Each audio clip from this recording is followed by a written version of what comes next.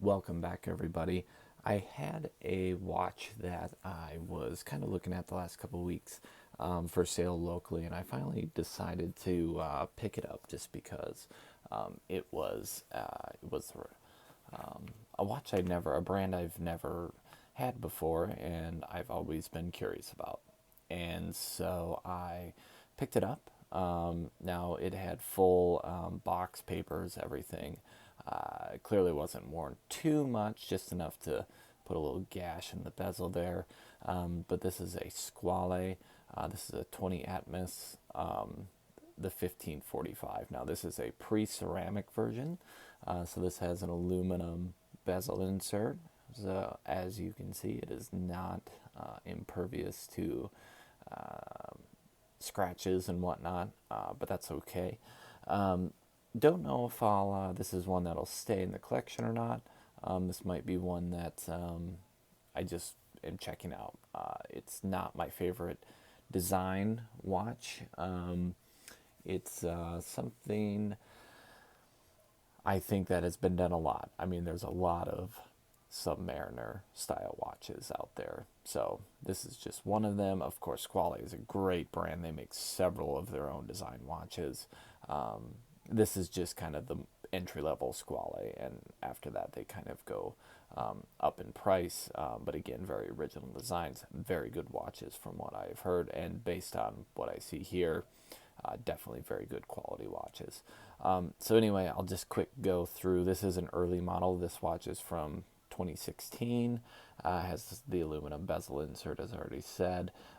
Is essentially just an homage watch, and it has the ETA 2824-2 movement in it. Most of you probably already know all this. Let me go through some things quickly that I don't like about it. As you can see, I have this on a black canvas strap, and that's because I don't care for the bracelet that comes on it. Now, the bracelet itself is fine. Very good quality, screw links, nice milled clasp. It's nice divers extension, all that's nice. But the end links, it has a male end length, and it sits out. It sticks out pretty far. So when the watch is laying on my wrist, it just makes the bracelet look kind of funny. So nothing wrong with it. Just for me, doesn't fit very well. So that's first thing I don't care about it. The next one is this one has the original smaller indices on there, and you can get what they call the maxi dial, which has larger indices. That's more of a personal preference. I don't think it looks bad. I just would prefer larger indices, but it's something that makes this watch unique as well. So the next one is the loom. The loom is not very strong. Now, this being a 2016 model,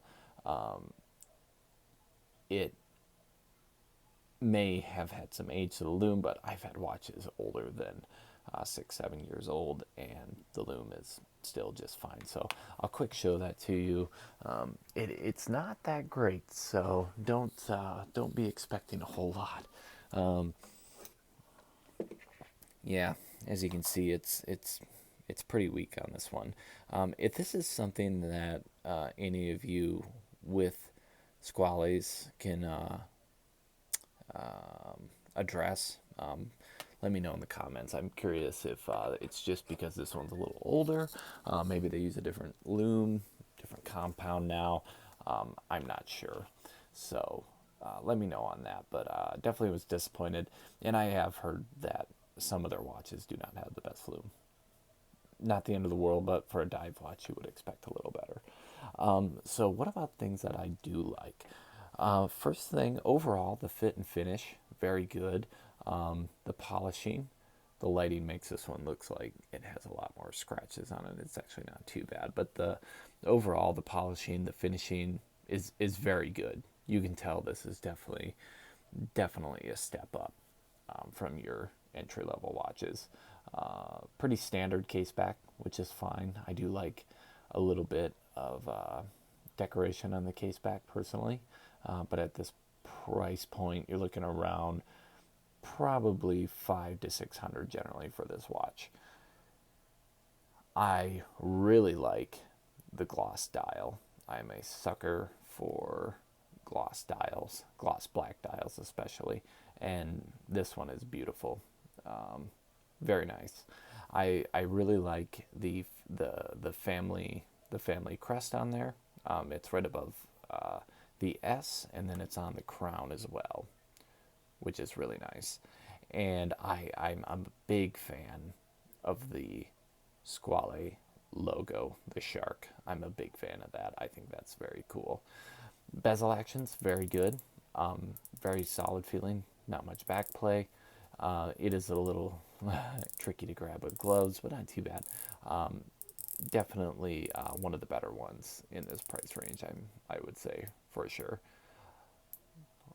Okay, the crown, really like the crown. I've discovered that I really like larger size crowns. So it's very easy to unthread, pops out nice and solid, winds nicely. This one has quite a bit of resistance. I believe that is because of the gasket inside here. Again, if that's something that Squale owners you can attest to, I'm just curious. I've never had another watch where it had this much resistance. The watch is running great, nothing wrong with the movement. I'm assuming it, and it feels like it's probably a gasket inside. So pretty easy to thread back in. Not the easiest with gloves on. Hold on. Not the easiest with gloves on, I must say. Threads in nicely though.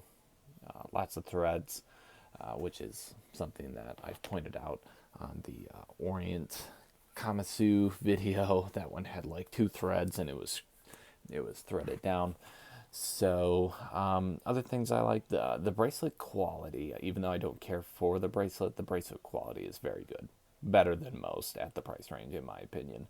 Um, you won't be disappointed with it. So that is about it. I don't want to go on. There's tons of reviews of these watches. You can't go wrong with this watch. I think the only problem this watch has is there's a lot of Submariner homage watches out there, and quite a few that are a lot less than this and offer very similar specs.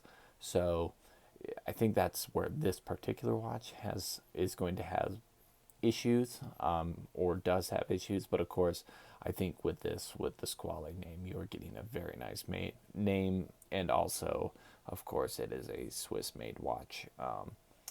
And it's a pretty well. It's not a huge company, but it's big enough that it definitely has a little bit of that brand cachet. So let me quick show you on my wrist. It is a 40 millimeter watch, I believe, this version, somewhere around there. This is my Seiko Marine Master, Seiko Tuna. Somebody said they would like to see me do a 2-year update on this watch, and I think I'll do that. Let me set that right there. Okay, I'm not going to put it on just because on camera it's kind of a bit of a pain. Wears very nicely, very nice. It's going to fit a lot of different wrists, very comfortable, very legible dial, of course. Not much else to say on it.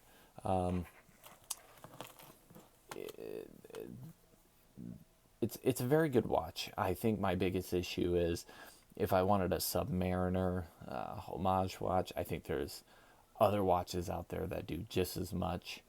This watch does with maybe without the brand, but you pay quite a bit less. So, pros and cons there. I think Squale is a very strong brand, though. I think you cannot go wrong with a Squale watch. But personal preference. I like it. I don't know if I'll keep this one. I think in the future, I think if I get one, I'm going to get one with a ceramic bezel insert, possibly a maxi dial. But cool watch. Really like it. Like the brand. It definitely comes you've seen the Squale cases. Comes in a very nice leather pouch, nice box. They do a very good job with the packaging, in my opinion. So I really like the brand. This watch does tell me that I would like to get another Squale in my collection. I just don't think it's going to be this one. So I'll close out with a quick lume comparison between the Squale and the Seiko Marine Master, the Seiko tuna. This tuna is just amazing lume. Still the best watch I've ever seen. Yeah, not really much of a comparison there. So it's definitely a favorite of mine. This watch is not going anywhere. This one, there's plenty of them out there. They're all over on the used market. They sell a lot of these watches, and for good reason. It's a very good quality watch and very good price point. I think that's all I got for you today. Stay tuned. Trying to get a video out about once a week, roughly. I still have quite a few watches to review, and hopefully more coming soon in the future. So thanks for watching.